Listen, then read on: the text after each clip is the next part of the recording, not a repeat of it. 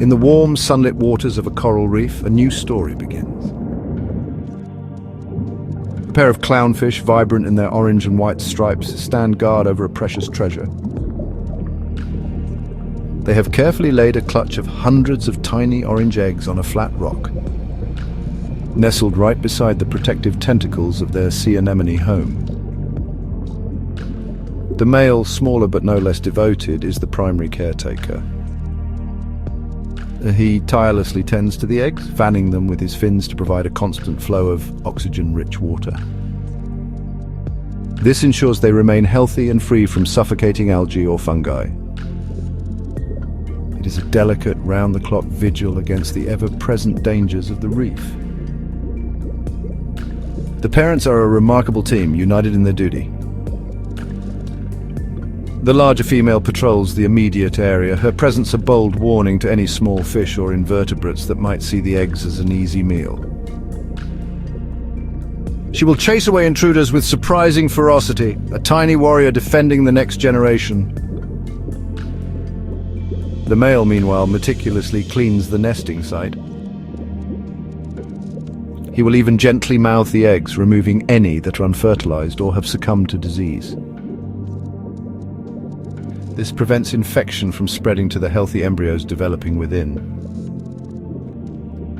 Their world for now is this small patch of rock and the promise it holds.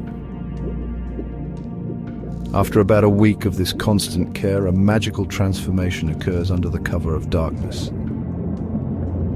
The tiny silver eyes that have been developing inside the eggs are now ready to see the world. As night falls, providing a shield from daytime predators, the eggs begin to hatch.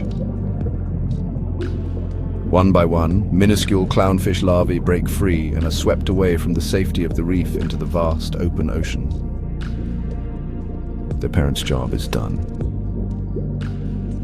The tiny fish, now barely visible specks, are completely on their own, beginning a journey fraught with immense peril and uncertainty. The open water is a world of giants, a stark contrast to the sheltered nursery they have just left. These newly hatched larvae become part of the plankton, the great drifters of the sea. They are carried by the currents with no control over their direction or destination. For the next 2 weeks, their only goals are to eat and to avoid being eaten. They feast on even smaller planktonic organisms, growing stronger each day. But they are surrounded by countless hungry mouths. From filter-feeding whales to other fish larvae, almost everything in the ocean sees them as a source of food. The odds are stacked against them. Only a tiny fraction will survive this planktonic stage.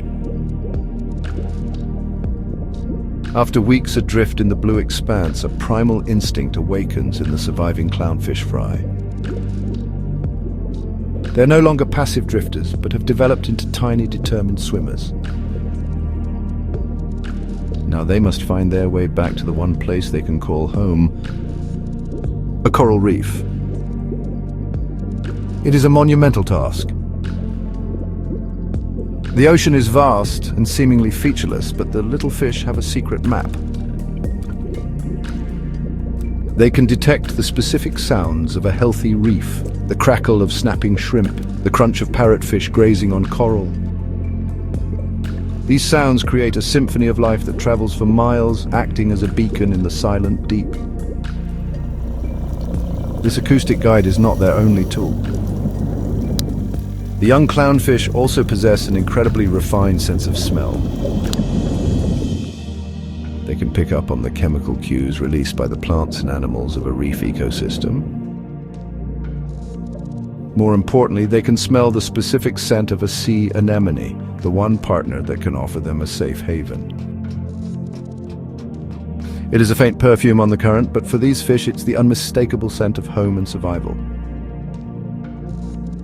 Guided by this combination of sound and smell, they orient themselves and begin the final desperate swim towards the distant promise of shelter. The journey's a race against time.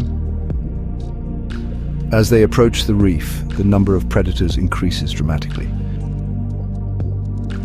The clear water offers little place to hide. Jacks, groupers and snappers patrol the reef edges, their eyes searching for any small unsuspecting fish.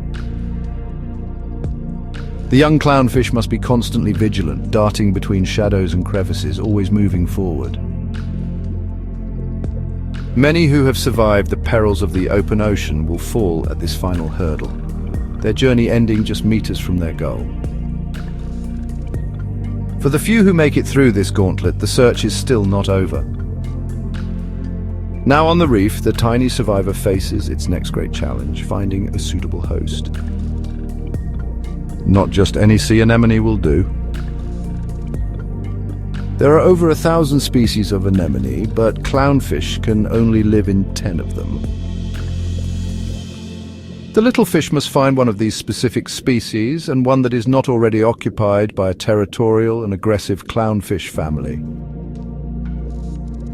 It is a frantic search, moving from one potential home to another, all while avoiding the resident predators of the reef. The fish is exposed and vulnerable until it can find the protection of those welcoming, venomous tentacles. The first touch is a dance of great care and risk. Finding an anemone is a life-saving moment. These creatures, with their flower-like appearance, are deadly predators. Their tentacles are armed with thousands of stinging cells called nematocysts, which fire venomous harpoons into any fish that blunders into them. Yet the clownfish can make its home here completely unharmed. It achieves this remarkable feat through a process of acclimation. The clownfish has a protective layer of mucus on its skin, which is different from that of other fish. It may even slowly incorporate mucus from the anemone itself, essentially cloaking itself in the anemone's own scent and tricking it into not firing its stings. This relationship is one of mutual benefit, a perfect example of symbiosis. The clownfish gains an impenetrable fortress. Predators that would normally gulp it down in an instant steer well clear of the anemone's lethal embrace. In return for this protection, the clownfish serves its host. It diligently cleans the anemone, eating algae and parasites that might otherwise cause it harm.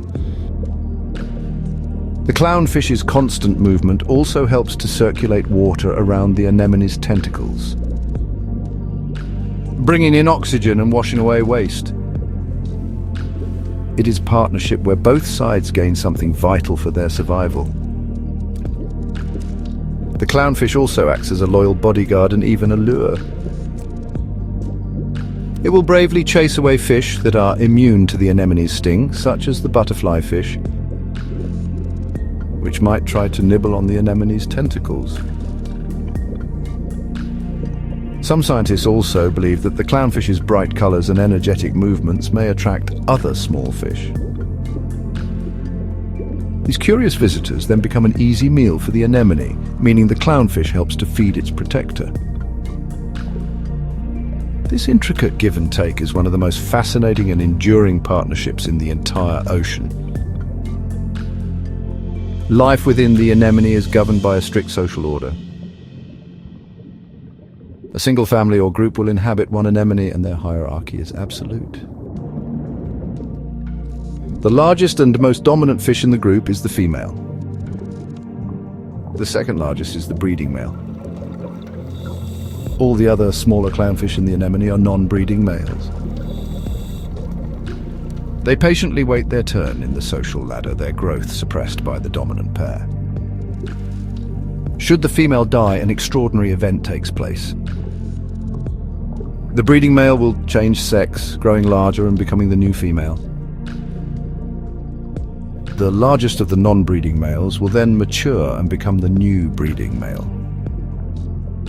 This ability ensures the family line can always continue. Despite their clever adaptations, the life of a clownfish is one of constant threat. The reef is a dangerous neighborhood, and predators like moray eels and sharks are always watching. They wait for a moment of carelessness. A time when a clownfish might stray just a little too far from the safety of its anemone home. A single mistake can be fatal. But the greatest dangers now come not from these natural predators, but from a source far more powerful and pervasive: human activity. In the last 30 years, nearly half of the world's coral reefs have suffered severe decline. Scientists warn that by the end of this century, many clownfish may lose their homes forever. Pollution from coastal development clouds the water, smothering the delicate corals and anemones.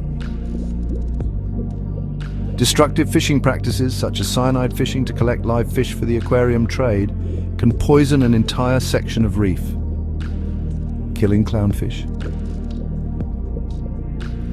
and countless other creatures. But the most significant threat is the warming of our oceans. Rising sea temperatures cause coral bleaching, a process where the corals expel the algae living in their tissues, turning them stark white. This also affects the sea anemones, which can bleach and die, leaving the clownfish homeless and completely exposed to their enemies. The story of the clownfish is therefore a reflection of the health of our planet's oceans. Their struggle for survival is tied directly to the fate of the coral reefs they inhabit. Without healthy anemones, there can be no clownfish. Without healthy corals, there can be no anemones. The intricate web of life that has supported these tiny warriors for millennia is beginning to unravel. The disappearance of their vibrant orange from a bleached and broken reef would be a silent, tragic signal that we have failed to protect one of the Earth's most vital and beautiful ecosystems. Yet there is still hope. Around the world, conservation efforts are underway to protect and restore these underwater cities. Marine protected areas are being established, creating safe havens where reefs can recover from damage. Scientists are working to breed more resilient corals that can withstand warmer temperatures. And by raising awareness, we can all make choices that reduce our impact on the oceans. The tale of the clownfish, from a tiny egg to a resilient reef dweller, is a powerful reminder of the wonder and fragility of the natural world. Protecting their future means protecting the health of the entire ocean, ensuring that these tiny, courageous warriors can continue to brighten the reefs for generations to come. By supporting videos like this, you help uncover the hidden lives of clownfish and highlight the global changes shaping the oceans they call home. Each like, comment, and share helps this journey reach further, inspiring others to care. Thank you for being with us, and until next time, keep exploring the blue heart of our planet.